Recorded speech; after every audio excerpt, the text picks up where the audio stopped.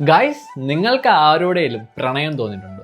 അങ്ങനെ തോന്നിയിട്ടും ഇപ്പോഴും നിങ്ങൾ ആ വ്യക്തിയോട് തുറന്നു പറയുന്നില്ലെങ്കിൽ ആ വ്യക്തിയോട് നിങ്ങൾ ചെയ്യുന്ന ഏറ്റവും വലിയ ദ്രോഹം അത് തന്നെയാണ്. ആളൊരു നല്ല ആളാണെങ്കിൽ ധൈര്യമായിട്ട് തുറന്നു പറയുന്നേ, എന്തിനെങ്ങനെ വെയിറ്റ് ചെയ്യുന്നേ? കാരണം ഈ കാലത്ത് നല്ലൊരാളെ കണ്ടെത്തുക എന്നുള്ളത് തന്നെയാണ് ഏറ്റവും വലിയ ടാസ്ക്. ഉത്തരം യെസ് ആയിക്കോട്ടെ, നോ ആയിക്കോട്ടെ, പിന്നീട് ഒരിക്കലും നിങ്ങൾക്ക് തോന്നരുത് നിങ്ങൾ അന്ന് പറയാത്തത് കൊണ്ടാണ് ഇന്ന് ആ വ്യക്തി എൻ്റെ ജീവിതത്തിൽ ഇല്ലാത്തതെന്ന്. അങ്ങനെ തോന്നിക്കഴിഞ്ഞാൽ അതായിരിക്കും നമ്മുടെ ലൈഫിലെ ഏറ്റവും വലിയ റിഗ്രറ്റ്.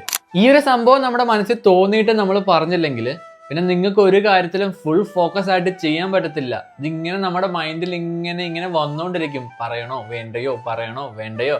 പക്ഷെ അത് പറഞ്ഞു കഴിഞ്ഞാൽ പിന്നെ നമ്മുടെ മൈൻഡിന് കിട്ടുന്ന ഒരു എന്താ പറയുക, ഒരു വല്ലാത്തൊരു കാംനെസ് ഉണ്ട് നമുക്ക് മൈൻഡിൽ തോന്നുന്നത്. കാരണം അറ്റ്ലീസ്റ്റ് ഞാനത് പറഞ്ഞുല്ലോ, ഇനിയുള്ളത് ആ ഒരു വ്യക്തിയുടെ ഇഷ്ടം.